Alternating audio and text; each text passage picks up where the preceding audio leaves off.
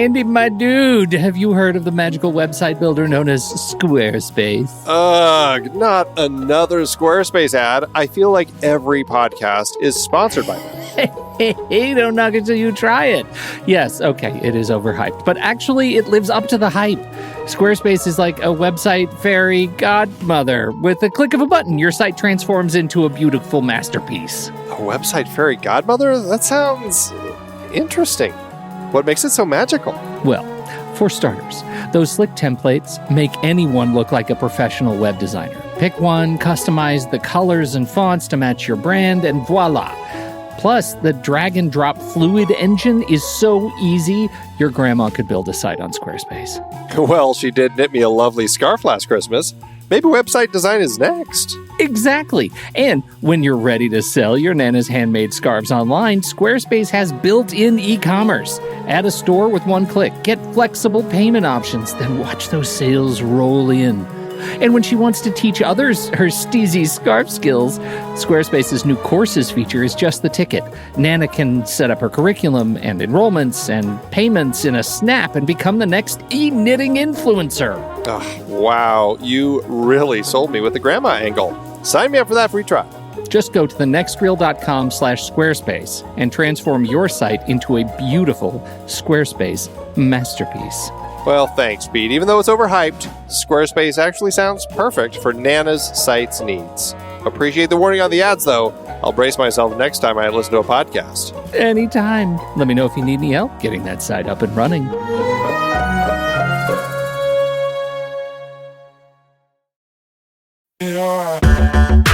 Andy, can you believe we've almost hit 700 episodes of The Next Reel? I know, it's crazy. And with all the other episodes in our family of podcasts, we are well over 1,200 episodes of movie conversation. It's really pretty amazing that we've gotten to have these in-depth movie chats every week for over a decade now. And we couldn't have done it without our loyal community of film fans. Their support over the years has meant so much. For sure.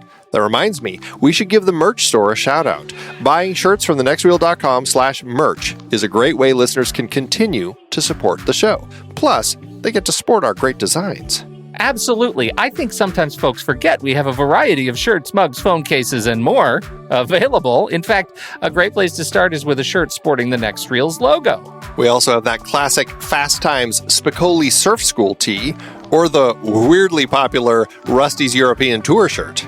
The one from National Lampoon's European Vacation. Why is that so popular? Search me, but we have sold a ridiculous number of those.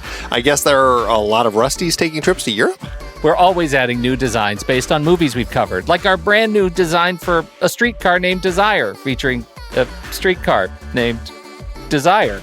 So if you want to rep your love of TNR and films, head to thenextreel.com/merch. Every purchase helps us continue to have these weekly in-depth conversations. So visit thenextreel.com/merch today. And as always, thanks for listening and being a part of the Next Reel community.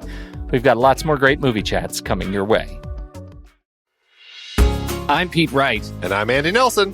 Welcome to The Next Reel. When the movie ends, our conversation begins. In just a matter of seconds, you're going to hear a classic episode of this show from back in the day when we called ourselves Movies We Like. It took us a while to settle into the show's format, so you'll notice some differences as you listen to these episodes. For instance, it takes us a bit of time to actually get into the conversation about the movie. Things like that. But we're still proud of the conversations about the movies themselves, and we think they're worth keeping in the library. So enjoy these episodes from our back catalog. And you can become part of our Discord community, learn more about the show, and find out how you can become a supporting member at thenextreel.com. So thank you, everybody, for downloading and listening to The Next Reel. We appreciate your time and attention, and we hope you enjoy the show.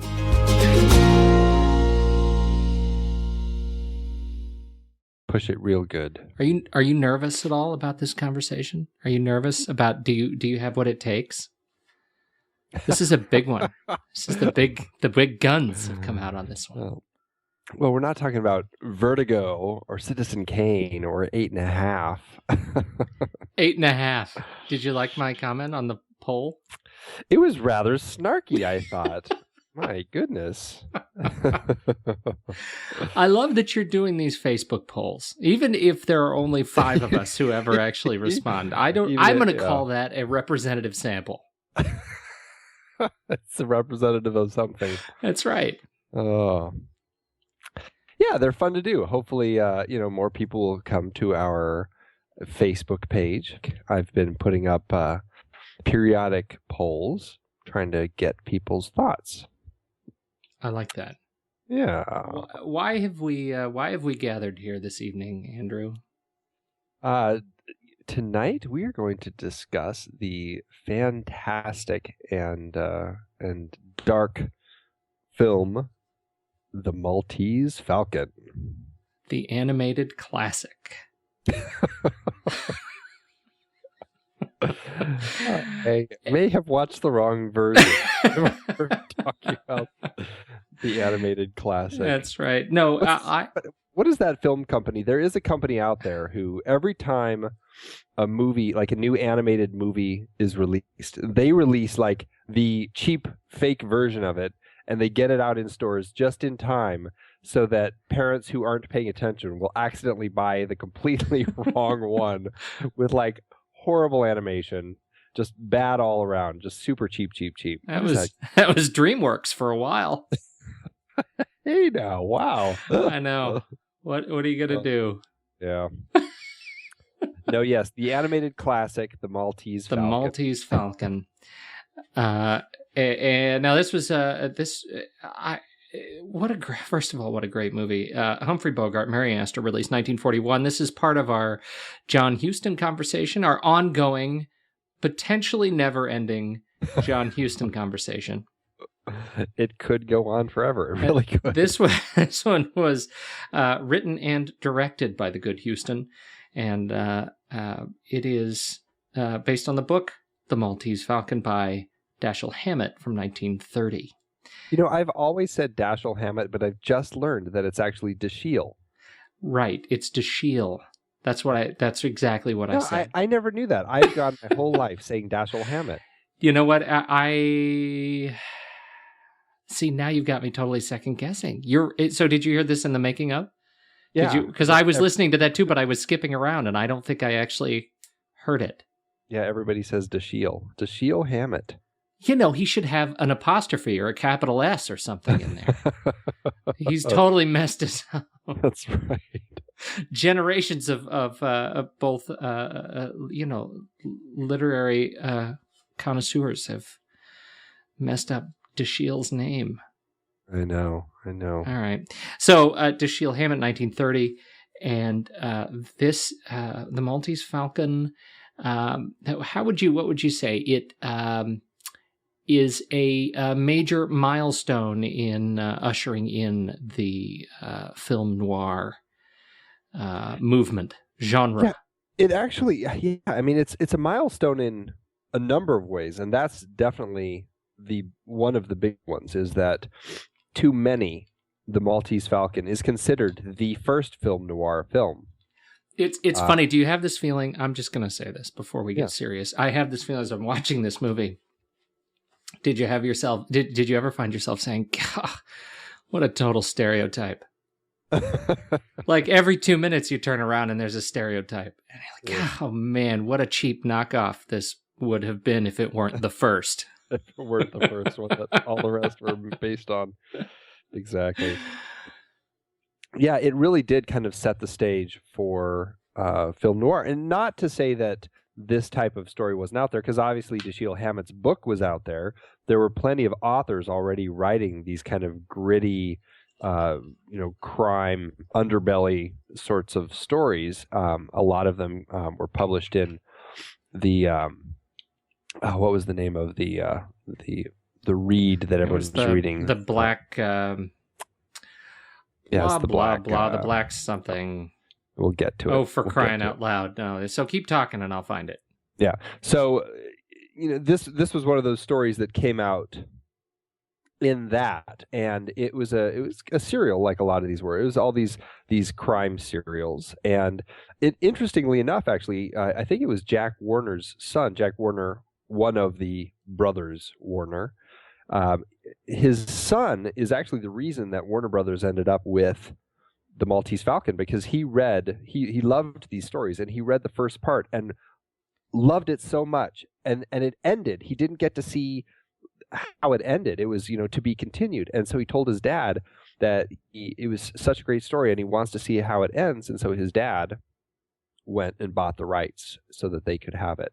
And he bought these rights from the original serialized version of the novel. Right. In The Black Mask between 1929 and 1930. Thank you. Yes. And so they bought the rights and then they had it. And it's actually, they went into production right away and they made a version of it in 1931 that was terrible. And they made another version of it. That was terrible. We're going to take another crack at it with Bette Davis. Called Satan Met a Lady. And man, I tell you, they really went for comedy and hijinks in that version of it. Have you seen that one? I've only seen the bits and pieces that they put in the making of the Maltese Falcon, and it's almost embarrassing because I mean it's basically turned Sam Spade into like, I think at one point Bette Davis pulls a gun out of him and he jumps and squeals like a girl and grabs onto a door frame and like tries to like climb up it. It's like really silly, and there was a little known writer working at Warner Brothers at that time. I shouldn't say little known. I mean, but certainly no more than a writer at this point in time, being John Huston, who really liked writing, and he kind of got into Hollywood from his father, Walter Huston, a great actor who we'll talk about in one of these John Huston bits at greater length, namely the Treasure of the Sierra Madre. But his father got him into the business, got him hooked. And John Huston worked on writing scripts for Warner Brothers for a number of years. One of his scripts, I believe it was Juarez, he felt was so horribly ruined by the actor and the I think it was Paul Muni playing in Juarez. He totally had the script rewritten for himself. And John Huston was so soured by that experience that he said, I have to direct because that's the only way I'm going to really be able to control the stories that I write. And he never considered himself a great writer, but he wanted to make sure that what he made was exactly how he wanted it. And so he asked Jack Warner if he could direct, and Jack said, well, give me a good movie out of High Sierra, write that as a good script. And so he and his co-writer wrote High Sierra, which was a fantastic film, wonderfully directed by Raoul Walsh. And from that, it was such a great script that he got the green light to go ahead and direct his version of the Maltese Falcon. Now, his version of the Maltese Falcon, where does the Maltese Falcon get its overall tone? Where did he come with and bring this sort of, at the time, this sort of new approach to sort of lighting and presentation and these aspects of kind of the production that have come to define the style of film noir? A lot of that came from the words of the original source material, and something that John Huston has actually said about the source material is the other two versions, the writers felt obligated just by the fact that they were adapting it, that they had to change it. And John Huston said, no, if you're going to adapt it and make it into a movie, the words are already there. Use the book as your source. And so he wrote the script very close to the source that Dashiell Hammett already had on the page. The just crackling dialogue that has come to define noir was right there in the book. John Huston is very adept at writing great dialogue, and so he certainly contributed to it, but that was a big element. Now, as far as the look, Warner Brothers already was kind of known for its crime films of the time. It very popular making all these kind of low-budget crime movies. In fact, that's where Humphrey Bogart came from, and we'll talk about him definitely because he's another one of these key elements really kind of brought forth from this movie. But those crime films, I think, also helped kind of define the look and tone of the film. And this film, I will say, being the first film noir, does not really get into the Dutch angles as much as later film noirs. In fact, it's a good comparison looking at this, which is considered the first film noir, compared to Touch of Evil, Orson Welles' film from 1957, which is considered the last of the film noirs, officially, I guess, if there's any official stamp of what film noir really is.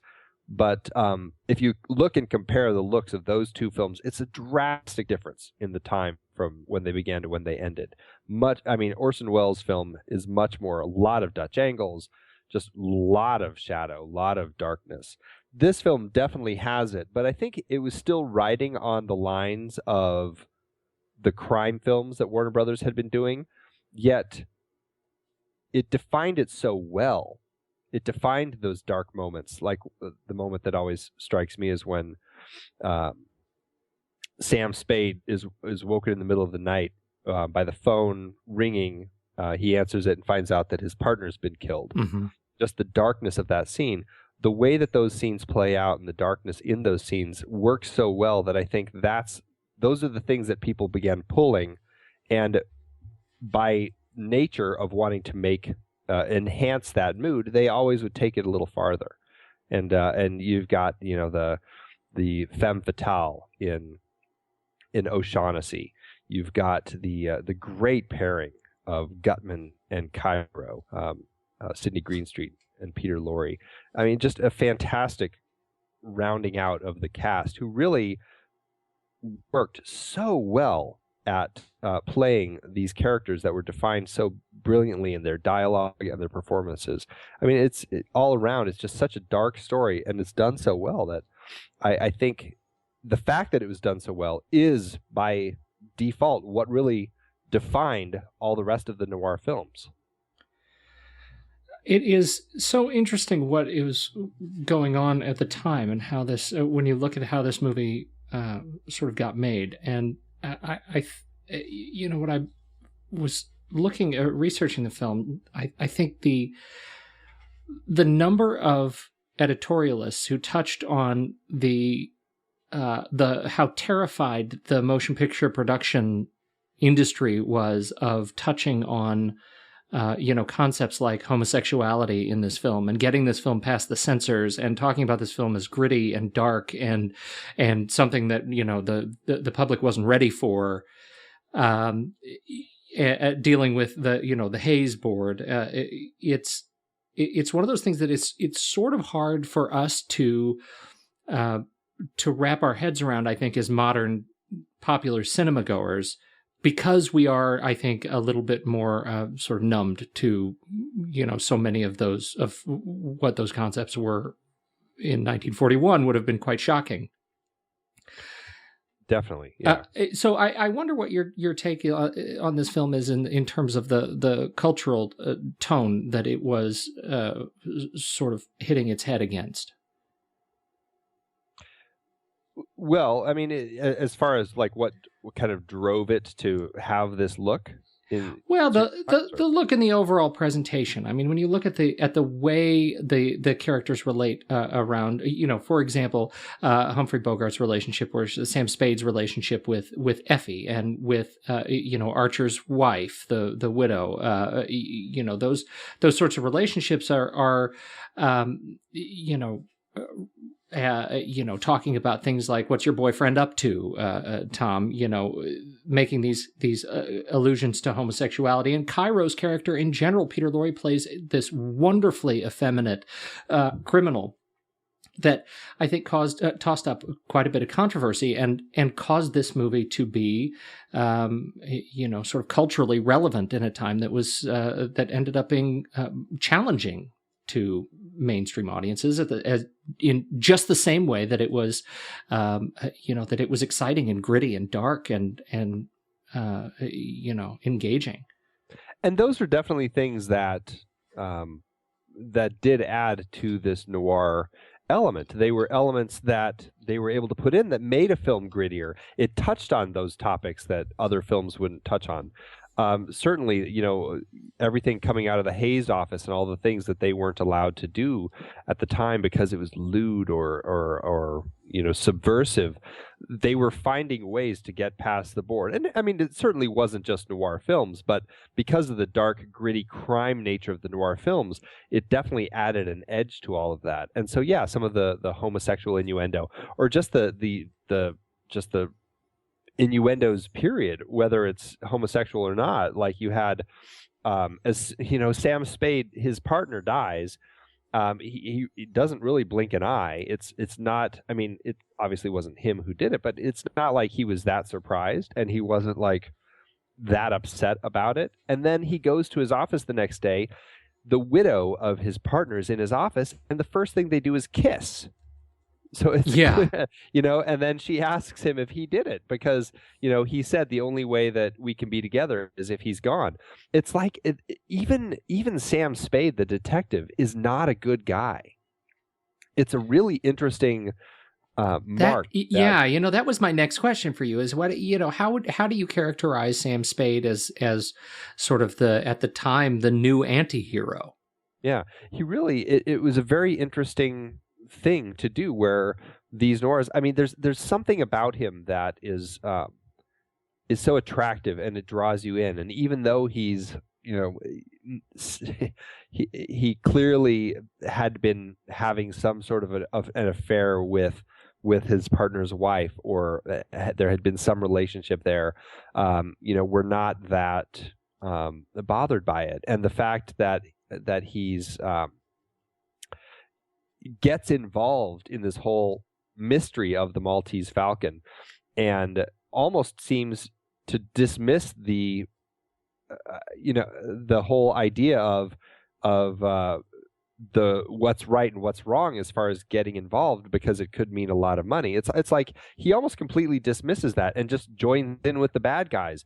And it's not until all of a sudden the Maltese Falcon, it turns up at the end that it's not there, that he kind of comes back to his detective self and figures out that O'Shaughnessy is the one who killed his partner and sends her up for it.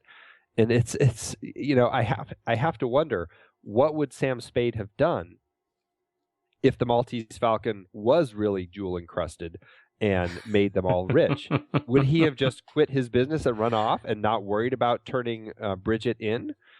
I mean, where would he have gone from there? So it's really interesting. And I think it's only because somebody like Humphrey Bogart plays him that it works so well, because even though he's just, you know, he's a bad guy, but man, you root for him the whole time because he's so sharp and he's so witty and he's always on.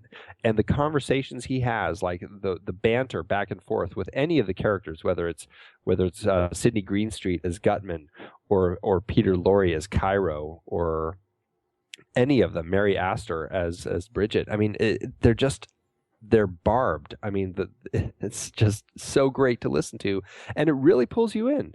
I can't help but get pulled in every time, regardless of how shady I think Sam Spade is. But you know, I don't characterize Sam Spade as shady, and I think that's why I like him so much, and why I feel like as a character, what Huston was able to pull out of this character and put on the screen through Bogart is so appealing to me, and it's what makes great characters so great, is that they illustrate some characteristic of ourselves that we wish we were better at, or we were more honest with. And in the case of Sam Spade, it's this inner nature of sort of improvisation. You know, he is always on, and he is always able to take any situation and turn it into his favor. And so, you know, is he necessarily, you know, sort of cruel intentioned, or is he responding to the news of Archer's death simply as, you know what, this is yet another situation that is sad and we have to move on and figure out how to make this move? And in that case, he is very clear. I want you to take his name off the door and put my name across the door here. And then we're going to be done with that part and we're going to move on. And sort of there's that aspirational feeling, I think, as we watch him, that dark sort of hidden side of us. It's like, gosh, I wish I could be more like Sam Spade.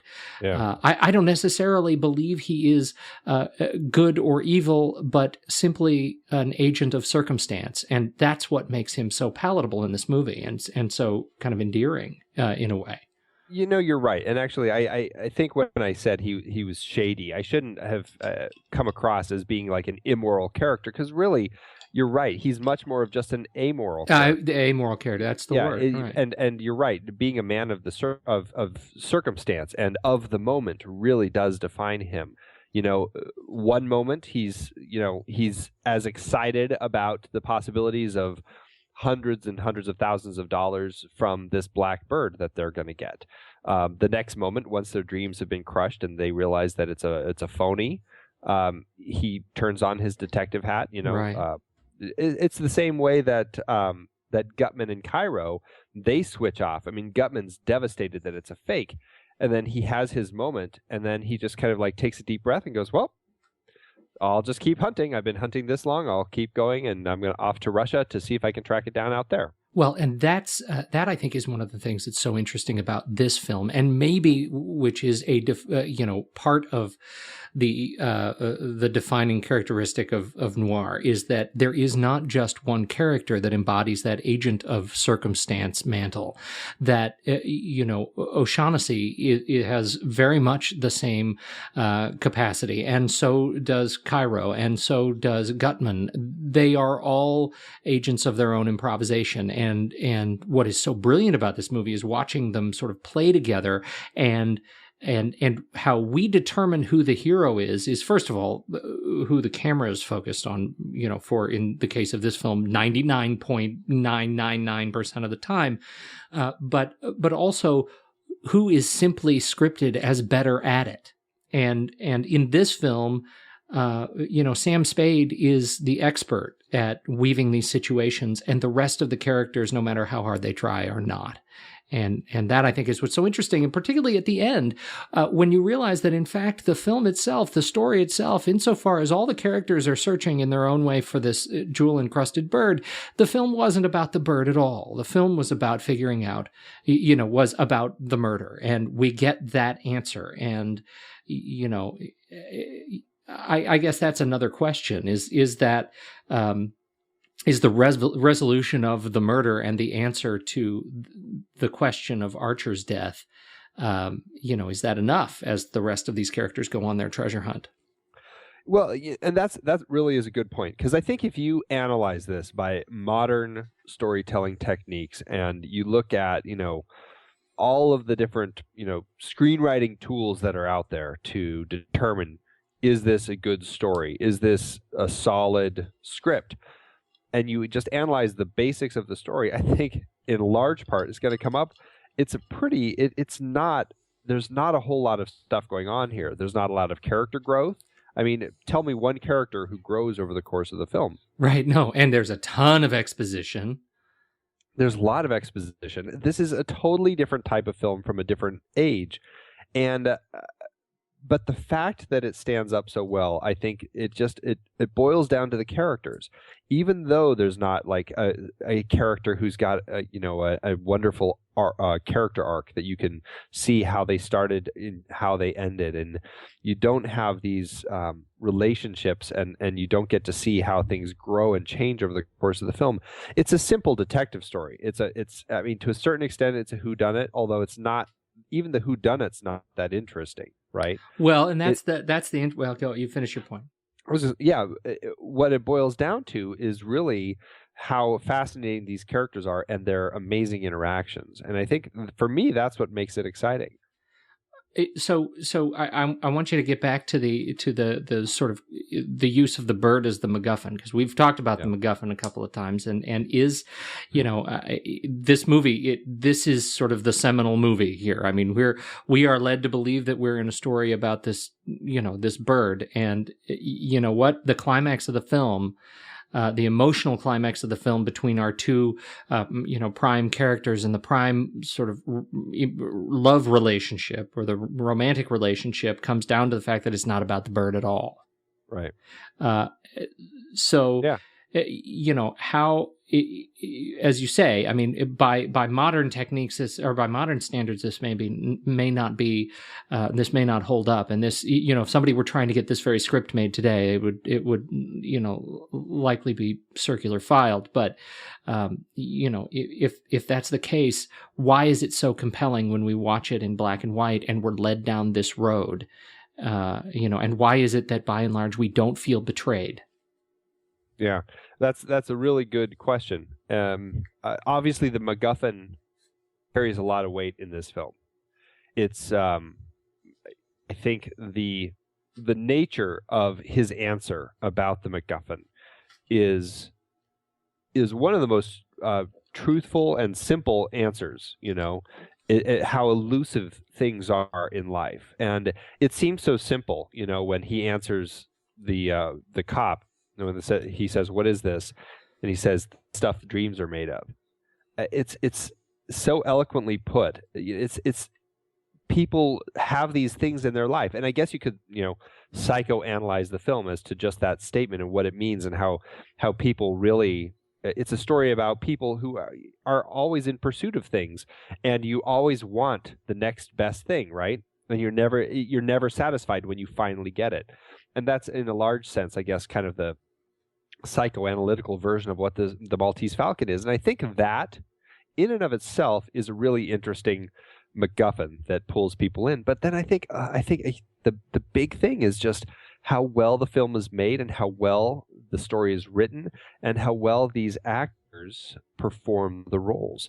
They are all so good in every sense that it's just you can't forget it. I mean, all the lines that Humphrey Bogart says to Mary Astor at the end. I mean, you can't help but want to back it up and memorize it because it's so quotable, and that the whole film is just bubbling with lines that are just eminently quotable, and you've heard people say them before, and you know exactly where they're from, and that I think is the definition of why this film stands up.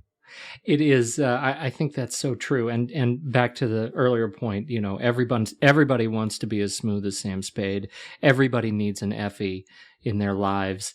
I mean, that's when you watch this movie. It's hard not to see yourself in some character, and it makes it so. So appealing. We haven't talked at all. We haven't talked much about the story itself. I mean, we've kind of talked in circles around it.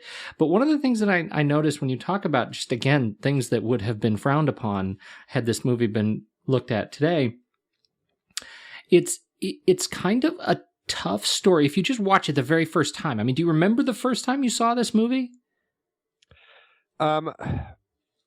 I know I watched it in a film noir class in college. I cannot remember if that was the first time I saw it or if I saw it before that. But it's been since back in college. Yeah. So right. I mean, it's been a long time, and but my in every time I sit down and watch it, there's that fantastic. That fantastic open, where if he comes in and says.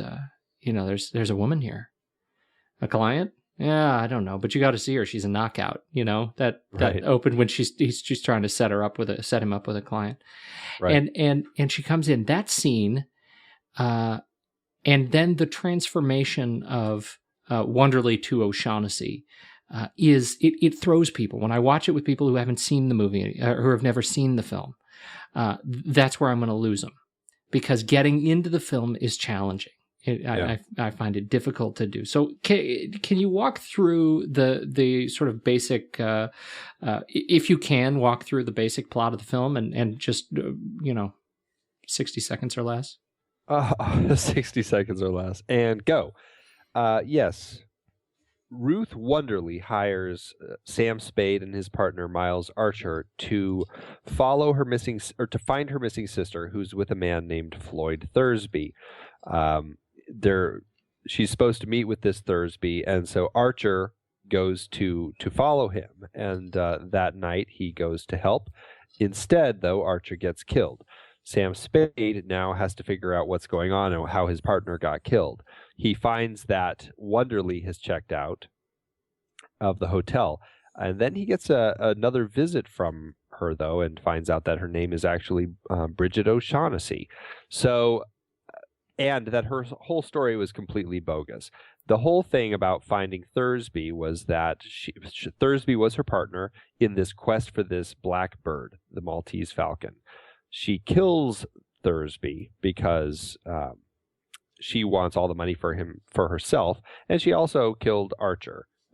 There's giving away the ending right there, and the mystery behind it. And then Sam Spade finds out that she's not the only person after this blackbird. There's also Joel Cairo and Gutman, and inevitably they all come together. They figure out where the blackbird is coming in from. They get it, and it's a fake, and that's the end. Well done. I'm not sure if you did that in 60 seconds, but that was really noble. That was a I noble had 60 effort. seconds in my head. I was like, faster, faster. And I really petered out there at the end. But still, no, it was strong. That was a strong push toward the end.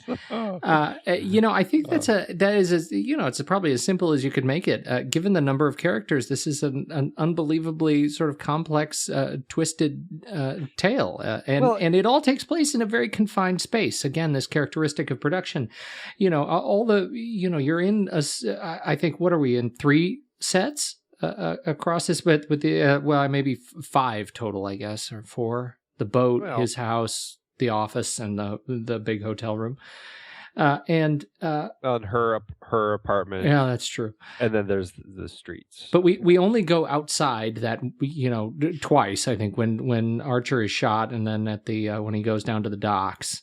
No, we also see him when he's walking down the street, and the Gunsel is the Gunsel. You're right. That's true. So, but in general, it's a fairly claustrophobic film, and there aren't that many characters in this film to keep track of, and yet the dialogue is so fast and smart that this is a movie you sort of have to work at to start peeling it back. Yeah. So thoughts on production? There were I guess, to start off with a point of trivia, the only scene that Bogart is not in is the assassination of Archer. Yeah, this guy pulled his weight in this movie. Well, and I will talk about this now, because this, going back to what I said right at the beginning, this film was very important for several reasons. One, I said it's considered the first of the film noir films. 2, it was John Huston's first film, which he got to direct because he did so well with High Sierra. And 3, this is the film that really established Humphrey Bogart as a leading actor. Right. Before this, he was one of the Murderers Row. He was one of the heavies that was in all of the Warner Brothers films, and he really hadn't had a chance to shine as somebody who could carry the film. He was in High Sierra, but it wasn't. It was just kind of the bad guy in that film, and he definitely still carries that darkness over into this film. But I can't remember who said it. I think it was Ebert, actually, in his review of this, where he actually comments, even though he's dark, for some reason, because it's Bogart and the way he plays it, it comes off almost as if we're sensing some pain and something from his past, right? Like he's closed himself off. There's something interesting about the way that Bogart plays it. And so it was a very important film. And I think Bogart was happy to be in every scene because this was his chance to shine. And from this, this led to Casablanca and, The Treasure of the Sierra Madre and African Queen and all the other fantastic films that he ended up doing over the course of his career. So I think that's a really good point, especially because, when you have... when you note that the original character to play Sam Spade was George Raft, exactly, who rejected a number of roles that Bogart ended up being really keystone roles for Bogart in his career, it really defined him as as this, agent of circumstance, and that put the guy on the map, being willing to take those kinds of career risks. Yeah, it really did. Yeah, George Raft absolutely refused to be in this film with a first-time director helming it. Right. He wouldn't do it, and to his loss. I mean, and to all of our gain, because we got Humphrey Bogart out of it. And Raft had turned down High Sierra, and rumored to have turned down Casablanca. Yeah. What an idiot! What an idiot! Idiot! And who talks about George Raft these days? Oh, all the people in the George Raft fan club are yelling at us right now, waving their fists. If you're in or the founder of the George Raft fan club, please write in. We look forward to a hot debate. Please write Andy Nelson. Okay, so let's talk more. What do you want to go from there? You want to talk more about casting or more about production? This was obviously at a time when films cost a lot less, and I do just want to throw out that the budget for this film was about $300,000, and they shot it over 2 months. And, it's just amazing thinking that a film like this gets made for that sort of money. And considering what films cost these days, obviously there's inflation to take into account, but it's just so nice hearing a number like that, when you're making a movie. So, yeah, right. Yeah. So. And okay, so the cinematography was let's see. you're gonna make fun of me probably because I'll pronounce this wrong. Arthur Edson. I was gonna say that, and then I was gonna Arthur Edison, just to see. Edison, a really big cinematographer of the time. From beginning in 1911 through. What does it look like? 1948. I think he did over 14,000 films. The dude was busy. This is what filmmaking was like. I mean, I think if you watch the movie Hugo, it was brilliant, fantastic. And the bits where you see Méliès making the films when he working his magic and making those films in the silent era, that was really the spirit of this. And when you see a filmography like Arthur Edson, and you see all these films starting in 1941, and you realize that the vast, like a third of his films that he worked on were silent. It was a totally different time. I mean, it was this wild and crazy time of filmmaking where people were just trying anything, and they were just going crazy, and they were just doing all these amazing things, and he was in that, and it was a fantastic time for people to be making movies and just having fun. And I mean, obviously there were budgets to consider, but really it was a time of exploration and a great time for film. It's interesting when you look at sort of where he was, and as we're talking about ushering in the sort of the film noir and that sort of Dutch and German expressionism, and here we are at 1941 with the Maltese Falcon, and then he follows up with Sergeant York, Kisses for Breakfast, The Male Animal, Casablanca, Across the Pacific, Shine on Harvest Moon, and then his last film, The Fighting O'Flynn, in 1948, and he's done. Like he saw the beginning of this. He saw the beginning and the end of many sort of eras of film, but here he is, sort of right in the middle, and he's at the end of his career. What a fascinating time to be working. And have worked with business. he worked with James Whale on the original Frankenstein, The Old Dark House, The Invisible Man. The Invisible Man.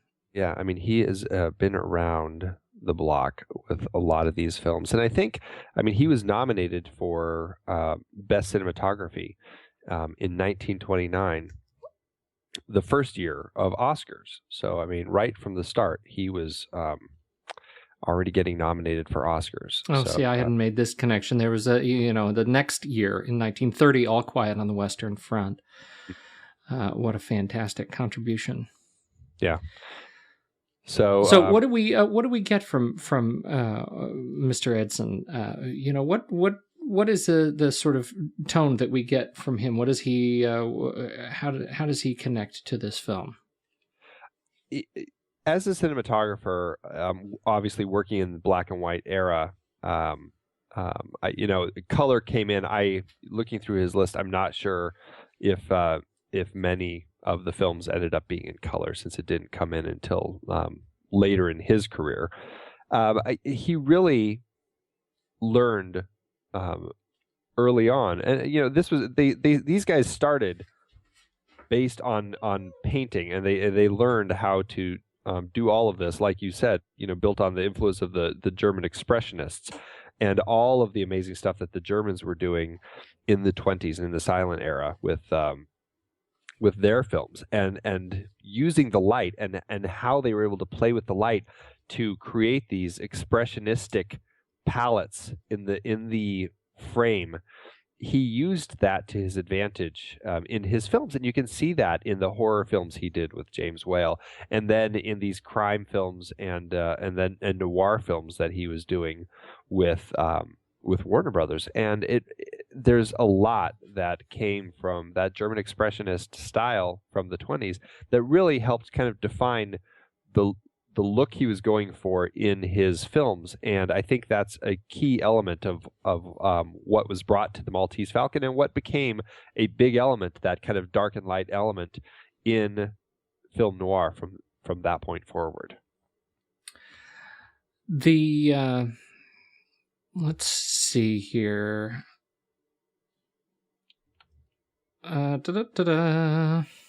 Yeah, I'm not. I was going to go back to the scene, to the long scene, the exposition scene, where we hear Gutman, right as he's poisoning, Humphrey Bogart. Right as he's poisoning Sam Spade, and I want to make sure I don't end the conversation on production too soon. Well, while you're looking for that, I just found a fun little bit that I wanted to read. Speaking of MacGuffins, this is Hitchcock, who coined the term MacGuffin and came up with the whole idea of a MacGuffin in his films. And as we said, it's the thing that people are after, and it really doesn't matter. But this is how Hitchcock described it to Francois Truffaut in his wonderful book that Truffaut wrote, Hitchcock Truffaut, where he just interviewed Hitchcock about all his films. Hitchcock says, "You may be wondering where the term originated. It might be a Scottish name taken from a story about two men in a train. One man says, 'What's that package up there in the baggage rack?' And the other answers, 'Oh, that's a MacGuffin.' The first one asks, 'What's a MacGuffin?'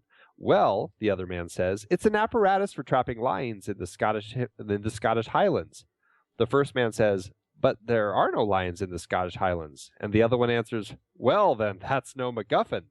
So you see that a MacGuffin is actually nothing at all." I just love that. What do you say to that besides, you win? Trump. Right. Yep. So yeah, good stuff. There are a series of lines between Gutman and Sam Spade that I think are fantastic, and I'm looking for that bit of conversation when he's explaining the bird, but they're series of introductory barbs. You're a closed-mouthed man? No, I like to talk. Better and better, I distrust a closed-mouthed man. He generally picks the wrong time to talk and says the wrong things. Talking something you can't do judiciously unless you keep in practice. Yeah. It's just brilliant. But there is this other line, and I don't have the section in front of me where he's talking about drinking. Oh, and that's right. It's immediately after, or is it after or before? It says he's pouring the drink, where he says he doesn't like it, or he never trusts a man who says wait on his drink, because if he says he can't hold his liquor, then he's not a man to be trusted. Or I can't remember it. You'll have to find it, but it's a great line. Well, and the reason I bring it up is because specifically because that scene is so artfully and subtly executed.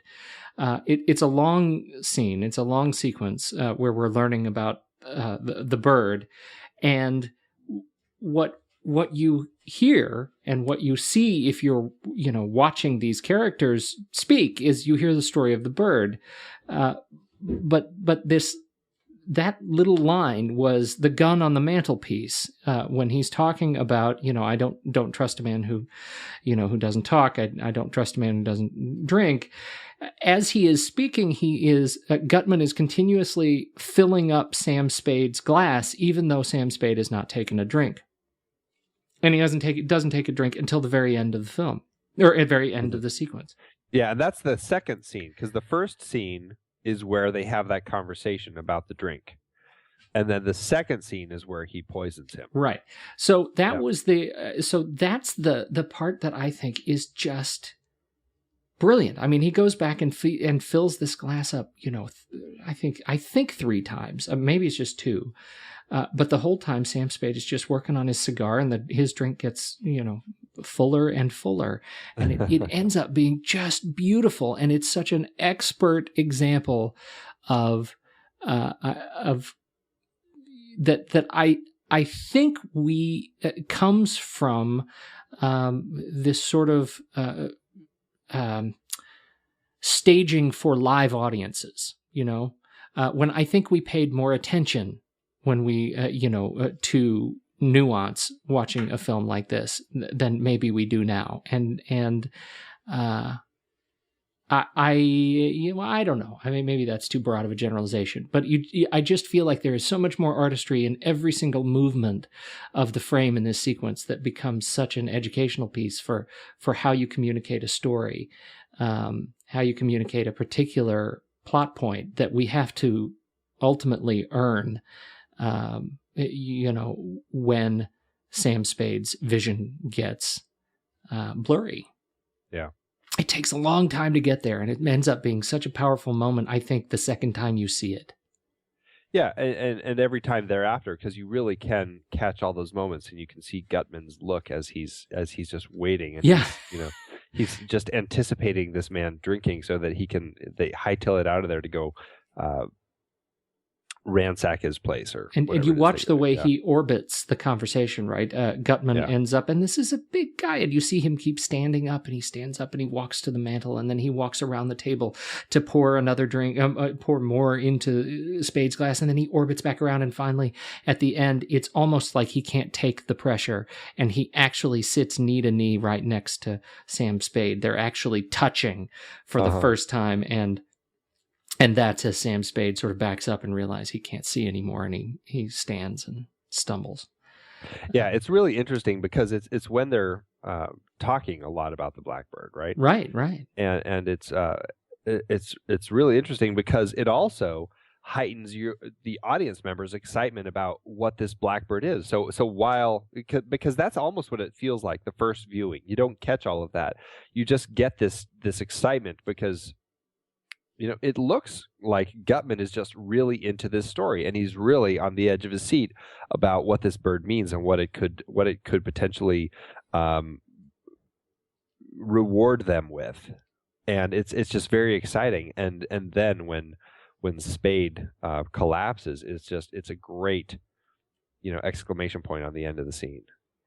And the whole time I'm thinking, there is another movie that's going on out in all of the outside, outside scenes, and it's Indiana Jones. You know what I mean?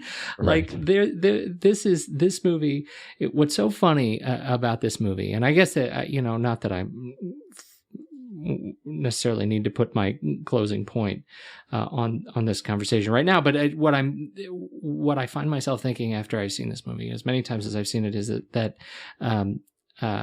this is strangely, even though they're all wearing suits and they look sharp and they're beautiful and all the women are broads, you know what I mean? Like right. This is a movie of stereotypes, of glorified stereotypes right now.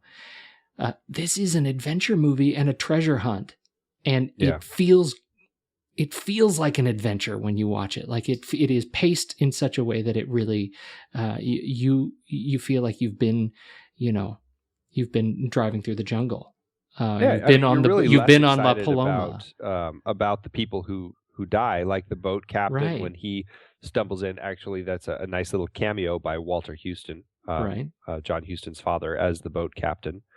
As he stumbles in and dies, dropping the bird in Spade's arms, you're less concerned about the guy who just died on the floor, and you're more excited about the fact that they've got the bird in their hands. Exactly. That they did it. They got the bird. Yeah. Did you happen to stumble on Adam Savage's TED Talk? I didn't. Adam Savage is no. Not personally. He is one of the Mythbusters. Gotcha. And so he's a Hollywood props guy and special effects guy, and his specialty in terms of earning a living prior to being a Mythbuster was he would make like robotics, maquettes, things like that for special effects. And so he has an understanding of substances that allow you to make things that are fake. Right. Well, there is a TED Talk, which I will post in the show notes, that I think is positively riveting. That is Adam Savage's journey to recreate the Maltese Falcon bird from the movie, the prop, but to recreate it with the greatest fidelity to the original bird. And a couple of these birds exist, but he has not been able to get them. And so it is his journey to take photos and to take photos with, rulers and to take all take the film in slow motion with his calipers and do his best to measure and get the right size and then find the right substance and make the model and do the pour. And then he got somebody who would do a bronze casting of it. And then it was too short. And it is the most wonderfully frenetic search that starts out with his, learning how to sculpt, by learning how to sculpt a skeleton of a dodo bird, to his search for the Maltese Falcon. And the punchline, I don't want to give it away because it ends up being a phenomenally powerful story of the Maltese Falcon and the journey of the MacGuffin that we've been talking about. And I think, and so I'm going to post it in the notes, and it's absolutely worth watching. It takes about 12 minutes. And to get, if you want to know what the Maltese Falcon is about, watch Adam Savage talking about his journey to create the bird. It's beautiful. Wow. It sounds awesome. It is really awesome. So how would you, what else is on your list? How would you like to close up your final take on the movie? Well, before I get to that, just other people that I think are or people we've mentioned or haven't mentioned. This was Sidney Greenstreet's first film. He had been a stage actor for years before this, and I think he was, in the later part of his life when he first acted in this film, and he was actually terrified to be in the film. He felt he really was just completely out of place, and he was shaking on set, and he was so nervous, and he did a great job. And he ended up from this going on to just be in many films, and he just was a fantastic actor and knew how to deliver these lines, and he was so good. And in fact, he and Peter Lorre were such a pair from this film that they ended up starring in like 7 or 9 other films together. They were just also right. They just played off of each other so well. Like I said, this was the first pairing of Humphrey Bogart and John Huston as a director and actor, and they went on to do a couple other films after this. And I think it was a great pairing, and I think it was really kind of the foundation of their friendship, which was just really magical. And I think they really knew how to draw the best out of each other in their films. And Adolf Deutsch did the music for this. He's a composer who had been around for all the early part of cinema, and really knew how to write great music for these films. Great music for the Maltese Falcon. There's that dark tone to it, just like the rest of the noir films. It really lends to that style of filmmaking, and he really tapped into that and knew how to do it well. Great music for this film. He went on to do films with Billy Wilder, like Some Like It Hot, The Apartment, He won an Oscar for Oklahoma. And he was just a composer who did a lot of great music, and really was great for this era of film. We didn't talk about Mary Astor either. Yeah, Mary Astor, who really, she's been around. She started acting. I think her father got her acting when she was 14 years old, and she actually hated acting when she was young. She did a lot of movies. Yeah. She just did a lot of stuff, and she really, really didn't like it. Her father made her act, and it was his wish for her to be an actor. And she finally got out of the silence and into the talkies, and she really just knew how to act. She was a great Hollywood actress. She made the transition from the silent period to the sound, or to the talkies. She really transitioned well. A lot of people didn't. She really did well. And she actually was married to Howard Hawks's brother. And he ended up dying in a plane crash, I believe, which was pretty tragic. But she was in more than 120 films. So, these people who were working in the silent era, silent and the early talkies, they made so many films. It's just amazing when you look at the list of things that they did. They were so busy. She was making films into the mid 60s. So yeah, from the early 20s, right? From 1920, The Scarecrow. Yep. Fascinating. And she and Humphrey Bogart and Sidney Greenstreet all went on with John Huston to make his, I don't believe it was his very next film, but it was his next film after Maltese Falcon was a film called In This Our Life. But that same year, he did a film called Across the Pacific, and all of those people started in it again. So he had them all again. And actually, in This Our Life, I believe there's a bar scene where all of these people actually pop up as in just little cameos in the background. So just kind of an interesting note that all these people are just kind of hanging around and hanging out in the back of each other's films and stuff. So, well, and at this rate, we may end up doing In This Our Life down the road someday. At this rate, as part of our series, we just may. Who else? You got anybody else? No, I think that's it. I think we covered it pretty well. I just added to my Netflix queue there is a DVD with both of the I'm going to go ahead and call them prequels. The Maltese Falcon, the early 30s, and the 36 version. I'm gonna have to see both of these back to back now. I gotta say, considering there's probably not a huge market for those two films, I'm a little disappointed that when Warner Brothers released the Maltese Falcon on DVD and on Blu-ray, that they didn't just include those as bonus features. Right. It's a great bonus feature. Criterion did that with The Killing, one of Stanley Kubrick's film, where they included the film he made right before that, Killer's Kiss, as a bonus feature. And these two films, Satan Met a Lady and the 1931 Maltese Falcon, are probably not going to sell that many copies, Warner Brothers, so why not just throw it on there? That's right. Greedy monkeys. I tell you. I'm excited about seeing them just because, apparently there was some controversy. And I feel like in 70 years, there is a good chance that there will be a podcast saying the exact same things about Spider-Man and The Amazing Spider-Man being released so closely together. So I feel like I need to see the whole package. Yeah. Yeah. Oh, one person that I didn't mention was Elisha Cook Jr., who plays Wilmer the Gunsel in this film. And right. he was just a great actor who played a lot of these kind of downtrodden criminals. And man, he's just got a face that you just remember. And just one of those great faces that carried through in so many classic film noirs and just other films. He was working into the 80s. So fantastic. But he was in Born to Kill. He was in Dillinger. He was in The Great Gatsby, the version that was made back in the 40s. I mean, he's a busy man. Rosemary's Baby. So sure.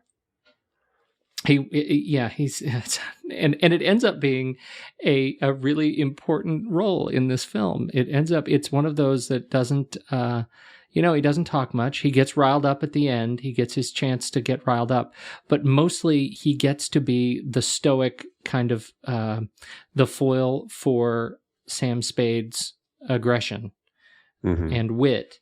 But his role in defining, Gutman's character, and sort of the illusion of what their relationship may really be. Again, it goes to what this movie does to push that cultural envelope and look at the grit and the seedy underbelly of crime in the treasure hunting business. I think that's really, it's great. I mean, it is great when you see what revolves around this, G, Gutman's character, right? The fat man. Right. Anyhow, great film, and I'm glad we talked about it. So what are we doing? So this is we're just part of our ongoing series of John Huston. I don't even know what we're going to talk about next with John Huston. It's just gonna be a surprise. It will be. Each of these John Huston treats will be little surprises that we drop in from time to time. Little Huston love nugget. Yum. Good talking to you, Andrew. Yeah. Likewise, sir. Always a pleasure talking about a great film. Oh, we got to tell people where to find us. I can't believe we kept this all the way to the end. Right? That's right. That's right. Okay. So, first of all, make sure you head over to thenextreel.com to listen to the show. If you're, already listening to the show on thenextreel.com, then make sure you go to iTunes and leave us a really nice review and subscribe to the show there. Of course, you can subscribe to the show any other place you like. That's any old place you like. You can subscribe on your Android device for all we care. Do it. Do it. Nobody's stopping you to do that. And you should also somebody might be. Well, you should always check your surroundings to make sure that you're not going to be stopped before you do any subscribing. Always look behind you, which is probably good advice anytime. Keep an eye on your six. That's what we're saying. Oh, man. I am so military. You should also find us on Facebook.com/TheNextReel, and you can like us there to receive show updates. We also mirror everything that we post on TheNextReel.com/blog. All the trailers that we talk about end up on the blog. They'll go to Facebook. You can, if you're a Facebookery person, you can go there. And call us, 657-201-REAL, 657-201-7335. The Heart of Anaheim. Leave us a message. We might just play it on the air. And that was the Heart of Anaheim. That was the Heart of Anaheim. I heard it. You can write to us at the show@thenextreel.com. Drop us a line. Totally love hearing from you. And where are you on Twitter? I find your lack of faith.com. Oh, yes. No, at Soda Creek Film.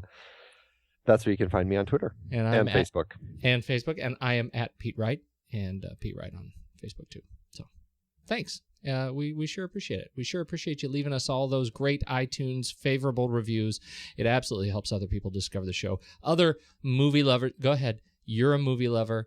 You're a movie lover. If you leave us an iTunes review, it's like leaving a breadcrumb. You are Hansel and Gretel, and you're dropping your reviews are the breadcrumbs. No, you know what the reviews are? What? It's the stuff dreams are made of. I'm actually glad. I'm really glad you interrupted that, because I was going into a horrible. It was a really bad. It was going to be a horrible murder metaphor. So save. You've got to save. You're a child in an oven, and you want to be saved by a hunter, and your reviews will do that. This is the Grim Fairy Tale review. I gotta go. Oh my goodness! Yeah, I'm gonna hang it up. Hang up.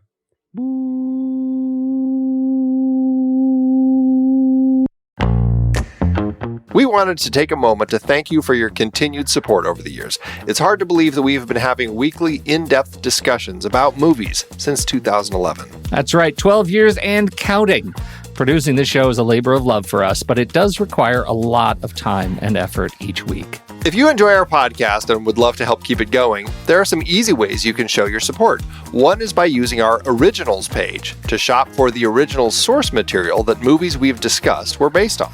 That's right. In Season 1 alone, we covered 13 films adapted from books or plays, from Charlie Kaufman's adaptation to David Fincher adaptations like Fight Club.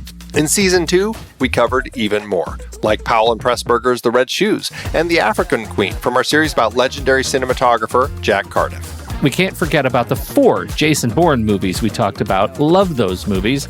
Well, the original trilogy, at least. For our Richard D. Zanuck series, we did Jaws, Rush, Big Fish, and more. And for our horror series, we talked about John Carpenter's The Thing, which was adapted from Who Goes There?